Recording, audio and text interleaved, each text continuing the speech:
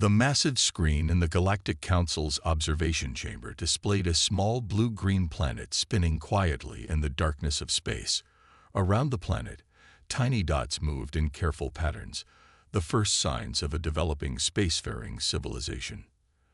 "Another primitive species learning to crawl," Lord Grey said, his tall figure casting a shadow across the holographic display. The alien admiral's four eyes blinked in sequence as he studied the data streaming beside the image. "Look at these readings. They're still using nuclear propulsion. How quaint."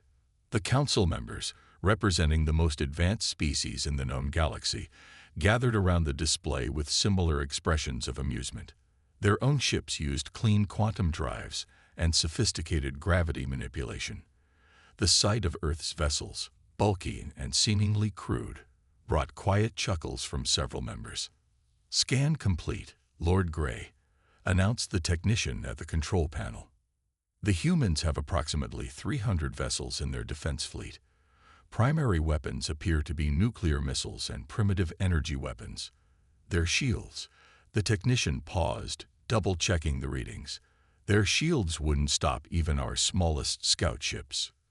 Lord Grey walked around the display, his long fingers moving through the hologram, zooming in on various Earth vessels. Each one looked more disappointing than the last. Large thrusters stuck out awkwardly from their hulls, and visible weapon ports dotted their sides in what he considered a laughably obvious pattern. "Send the recording to the main chamber," Lord Grey ordered. "The full council needs to see this. We may have found the perfect candidate for our protection program." Minutes later, in the Grand Council chamber, thousands of representatives from advanced civilizations watched the presentation. The Earth fleet's specifications drew more laughter with each slide.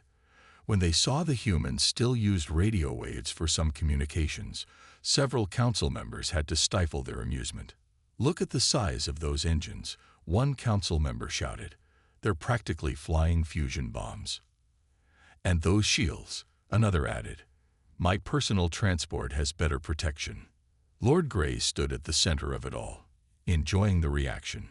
"My fellow council members," he began, his voice carrying across the chamber, "I propose we add Earth to our list of protectorate worlds. Clearly, they need our guidance before they accidentally destroy themselves with such primitive technology." The council speaker, an ancient being who had overseen countless first contact scenarios, raised a hand for silence. "What of their history, Lord Grey? Have we studied their development patterns?" "Of course, Speaker," Lord Grey replied confidently. "They're predictably primitive. They've had their wars, their struggles, but they're nowhere near our level. Their most advanced AI would be considered a simple calculator by our standards." In the back of the chamber, Officer Blue sat quietly, reviewing the data on his personal device. Something didn't feel right. The patterns of Earth's fleet movements showed signs of sophisticated tactical awareness. Their ships, despite their crude appearance, maintained formations that suggested advanced strategic thinking. "Speaker," Officer Blue started to rise, but Lord Grey continued speaking over him. "I recommend we proceed with Standard Protocol 7, Lord Grey announced. "We'll send a fleet to demonstrate our superiority, offer them our protection, and begin the process of properly educating them in galactic standards." The council chamber erupted in agreement. The idea of adding another primitive species to their list of protectorates appealed to their sense of superiority. Only Officer Blue and the council speaker seemed to show any hesitation. "Very well," the speaker concluded. "Proceed with Protocol 7. Prepare the demonstration fleet." As the chamber emptied, Officer Blue looked one last time at his data. The human ships might look primitive, but their movements were too precise, too coordinated. Something about Earth's fleet bothered him deeply, but he couldn't quite put his finger on what it was. Above Earth, blissfully unaware of the Council's decision, the primitive human fleet continued its patrol patterns, their bulky ships moving with what appeared to be awkward, unsophisticated grace. Officer Blue couldn't sleep. The data about Earth kept running through his mind. Sitting at his desk in the quiet hours of the Council's night cycle, he pulled up the historical records again. "Computer, show me Earth's major conflicts in the last 200 years, he commanded. The screen filled with images and data streams. What he saw made him lean forward. Every time Earth faced a major war, their technology jumped forward at impossible speeds. In one conflict, they went from basic flight to supersonic aircraft in just 6 years. In another, they developed atomic weapons in less than a decade. Computer, compare Earth's public technology levels with their military advancements during conflicts." The results made him blink all 3 of his eyes rapidly, a sign of extreme concern in his species. The pattern was clear. Earth always appeared less advanced than they actually were. They kept their best technology hidden until they needed it. Morning came, and Officer Blue rushed to Lord Gray's command center. The demonstration fleet was already being prepared, and he knew he had to speak up. "Lord Gray, sir," Officer Blue called out, holding his datapad. "I need to show you something about Earth." The Admiral turned slowly, annoyance clear on his face. "Officer Blue, we've been through this. They're primitives. Look at these preparation reports. Their most advanced ship couldn't even reach our colony worlds without taking years." "That's just it, sir," Blue insisted, pulling up his research. "Look at their history. Every time someone underestimated them, Earth proved them wrong. In their Second World War, one side thought they were winning until the humans revealed weapons no one knew they had." Lord Gray waved a dismissive hand. "Ancient history. Primitive weapons. But sir, there's more." Blue pulled up more data. "Their ship's movement patterns. They're too perfect. Their formations show understanding of advanced tactical concepts we thought they couldn't know about. And look at these energy readings. They're inconsistent with the technology we can see." Other officers in the command center started paying attention. Blue's evidence was compelling. "And their communications," Blue continued, growing more excited. "Yes, they use radio waves, but there's too much empty space in their transmissions. I think they're hiding something in what looks like background noise." Lord Gray finally turned fully toward Blue. "Are you suggesting these primitives are deceiving us? That their clunky ships and basic weapons are some kind of trick?" He laughed, and several other officers joined in. "Not exactly a trick, sir," Blue replied carefully. "I think they're being cautious. Look at their entertainment media. They've been thinking about first contact for centuries. They've imagined every possible scenario, including hostile ones.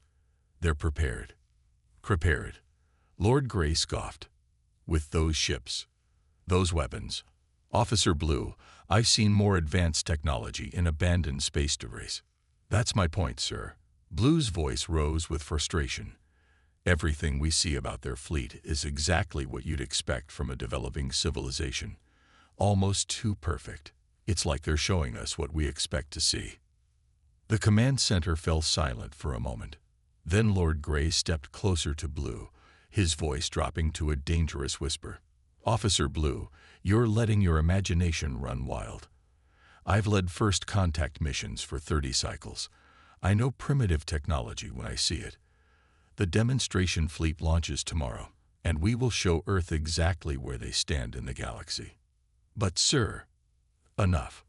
Lord Gray's voice boomed through the command center. "Return to your post. I don't want to hear any more wild theories about primitive humans outsmarting us." Blue looked around the room, seeing nothing but dismissive faces. Even his fellow analysts avoided his gaze. Clutching his datapad, he walked slowly toward the exit. At his desk, he looked one more time at the patterns he'd discovered. The humans weren't just advancing. They were advancing in careful, measured steps, never showing their full hand until they needed to. "Computer," he whispered, "show me Earth's military spending versus visible military assets." The numbers that appeared made him sink into his chair. The humans were spending far more than their visible fleet could account for. But no one would listen. The demonstration fleet would launch tomorrow, and Blue could only watch and worry. The demonstration fleet emerged from hyperspace in a perfect formation above Earth.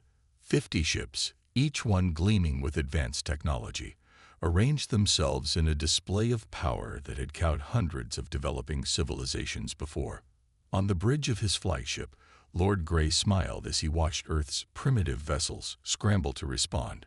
Their radar signals spiked, and their ships began moving into defensive positions. The movements were surprisingly orderly for such a primitive species, but he dismissed the thought.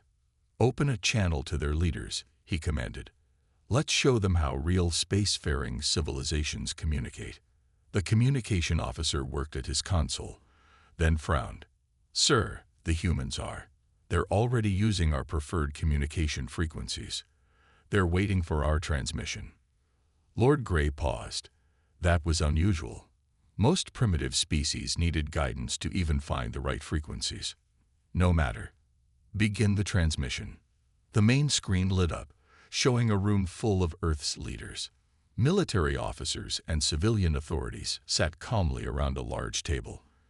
Too calmly, perhaps, for a species facing its first alien contact. "People of Earth," Lord Grey began, using his most impressive diplomatic voice.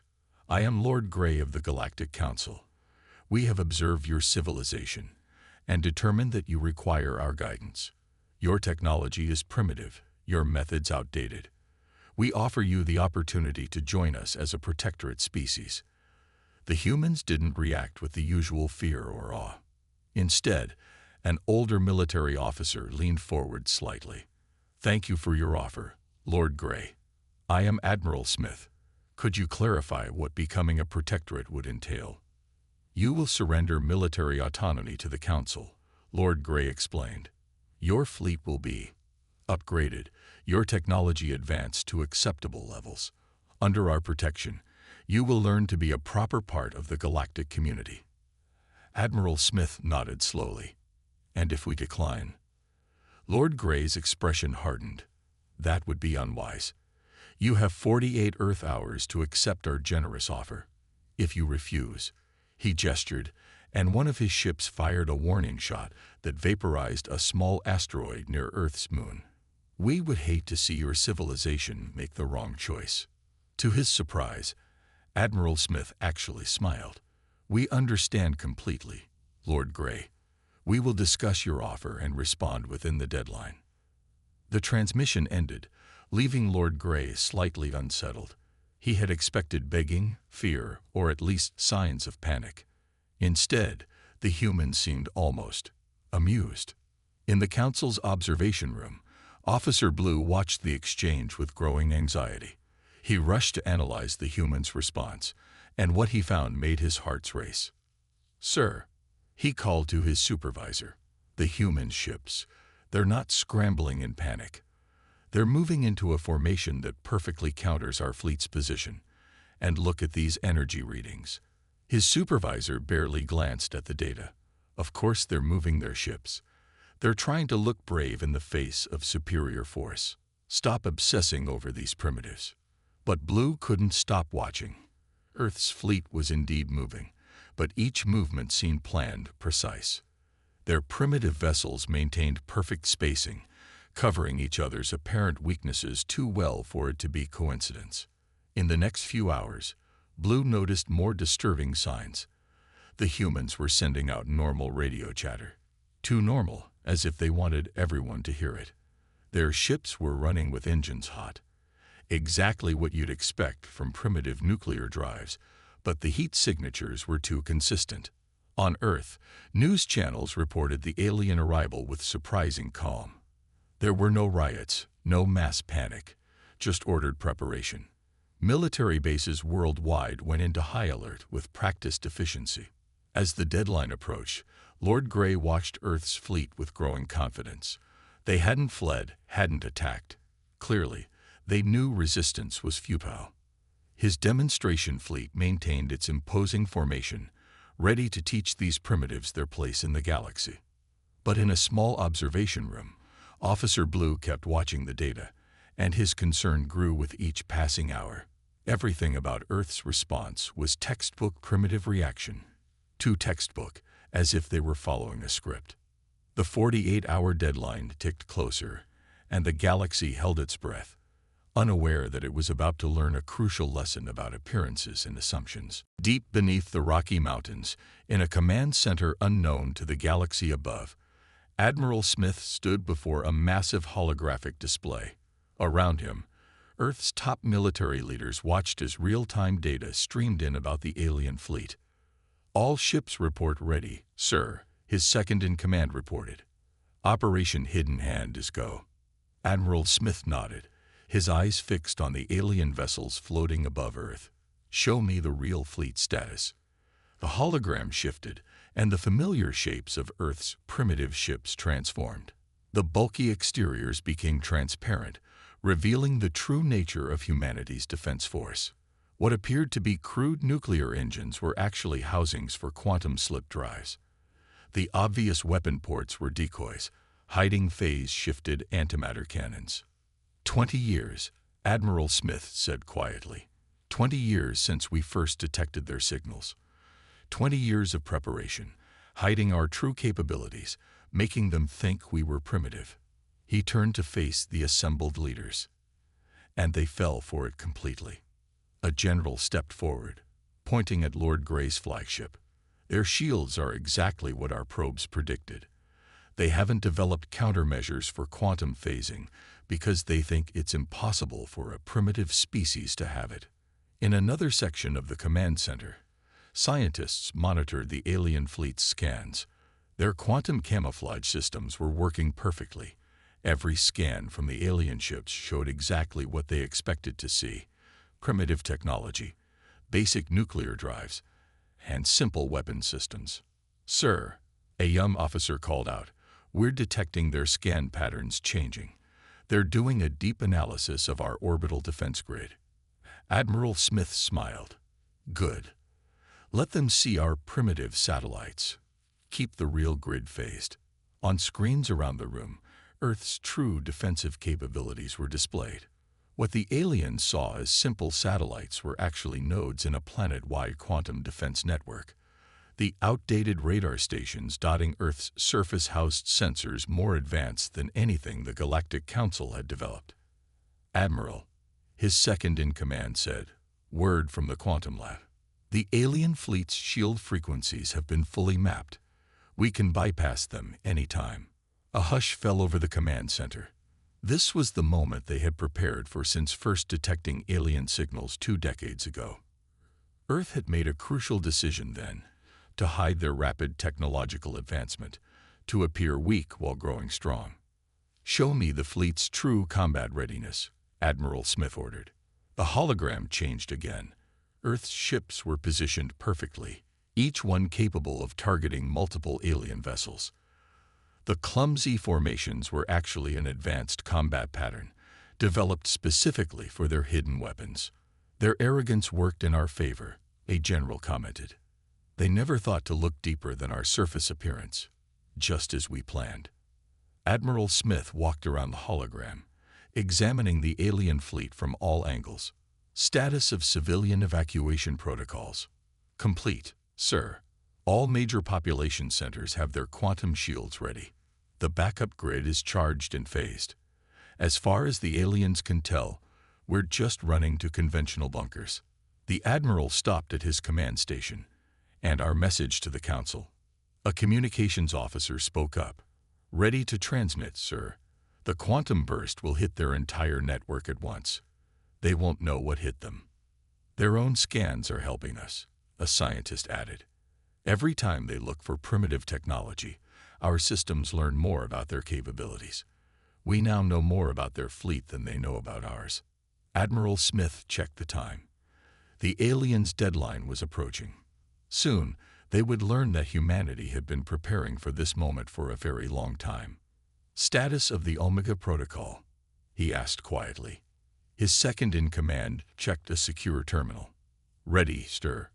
If they choose aggression, we can shut down their entire fleet without destroying a single ship. The quantum virus is in place, hidden in what they think is background radiation." The Admiral nodded. Earth's strategy had worked perfectly. While the aliens focused on their visible ships, humanity's true fleet had moved into position, hidden behind quantum fields that made them invisible even to advanced alien sensors. Now we wait, Admiral Smith said. Let's see if they're wise enough to choose peace when they learn the truth. The last hour of the ultimatum ticked away as Earth's fleet maintained their seemingly defensive positions. Lord Grey stood on his flagship's bridge, watching the primitive vessels with growing satisfaction. Their continued display of outdated technology only confirmed his superiority. Sir, his tactical officer reported, the humans are moving more ships into orbit. Still the same primitive designs. They appear to be trying to form a defensive line. Lord Grey laughed. How predictable. They think numbers will make up for their technological weakness. He turned to his command staff. Prepare the demonstration weapons. When their time runs out, we'll show them what real power looks like. In his observation post, Officer Blue was nearly frantic. The more he watched Earth's fleet, the more wrong everything felt. He had spent the last hour analyzing their movements, and a disturbing pattern had emerged. Computer, overlay the human fleet's formation with standard combat tactics, he commanded. The computer displayed the analysis, and Blue's hearts nearly stopped. The humans' seemingly random defensive positions, when viewed as a whole, formed a perfect trap formation. Every alien ship was covered by at least 3 Earth vessels, with overlapping fields of fire that shouldn't be possible with their visible weapons. He rushed to the communication terminal. Lord Grey, please. You need to see this data immediately. The Admiral's annoyed face appeared on his screen. Officer Blue, you test my patience. What is it now? Sir, the humans. Their fleet formation. It's too perfect. They're not defending. Blue struggled to find the words. Sir, they're hunting us. Hunting us. Lord Grey's laughter was joined by others on the bridge. With those ships. Those weapons. Officer Blue, I'm beginning to question your fitness for duty. But sir, look at their energy readings. Blue sent his analysis. The power outputs don't match their visible engines. And their communication patterns. There's too much organization for a primitive species facing first contact. Lord Grey glanced at the data for barely a second before dismissing it. Their deadline approaches, Officer Blue. Instead of inventing fantasies, prepare to record their submission. The galaxy will want to see how we handle primitive species. The communication ended, leaving Blue staring at his screens in despair. He ran more analyses, and each one showed the same thing. Earth's fleet was far more organized than it should be. Their ships moved with precision that suggested years of preparation for this exact scenario. On Earth's surface, Admiral Smith received the final preparations report.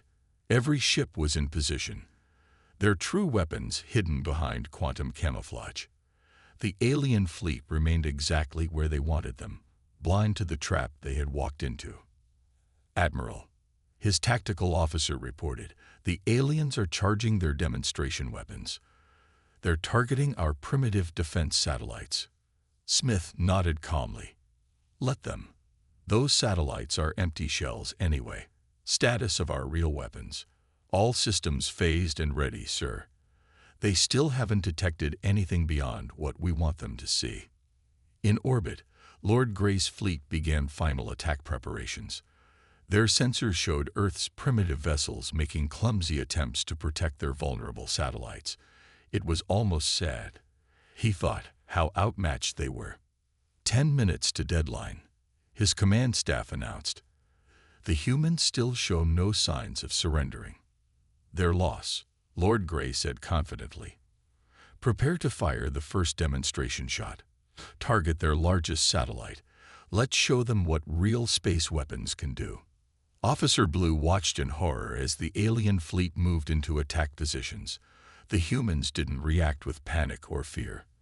Their ships maintained their precise formations, almost as if. Computer, he shouted suddenly. Show me the humans' weapon ports again.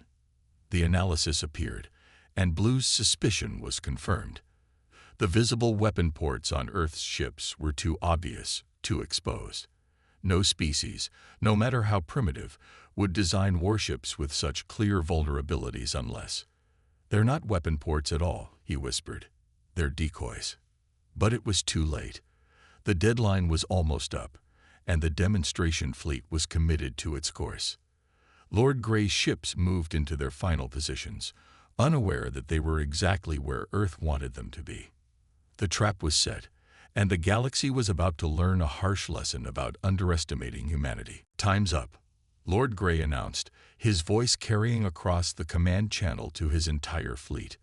"Let's show these primitives what they're dealing with."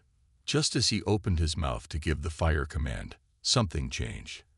At first, he thought his eyes were playing tricks on him. Then the sensor officer's panicked voice confirmed what he was seeing. "Sir, the human ships, they're transforming." Across Earth's fleet, the bulky, primitive exteriors began to dissolve. The process took less than 5 seconds, but to the watching alien fleet, it felt like an eternity. Where crude nuclear-powered ships had been moments before, sleek, advanced warships now hung in perfect formation. "Impossible," Lord Grey whispered.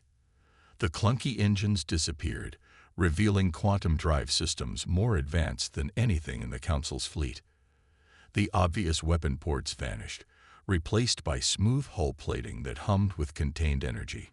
Even the ship's basic shapes changed, transforming from bulky cylinders into elegant predatory forms. On his observation station, Officer Blue watched in fascinated horror as every one of his fears proved true. "Computer, analyze those ships. What are we looking at?" The computer's response was unprecedented. "Error. Technology level exceeds known parameters." In Earth's Mountain Command Center, Admiral Smith stood calmly. "Send the message." Every communication system in the alien fleet activated at once. Admiral Smith's voice, translated perfectly into each species' language, filled every ship. "Lord Grey, honored Council representatives, you came to Earth expecting to find primitives. You assumed that visible technology told you everything about our capabilities. That assumption ends now." As if to emphasize his words, Earth's defense grid suddenly became visible. Thousands of advanced satellites and defense platforms phased into existence, surrounding the alien fleet in a 3-dimensional web of power. "Those are quantum phase shifts," an alien technician reported, voice trembling. "They've mastered phase technology." Their entire fleet was hidden behind quantum fields. Lord Grey stared at his tactical display in disbelief. His 50 ships were now completely surrounded by forces that hadn't existed moments before.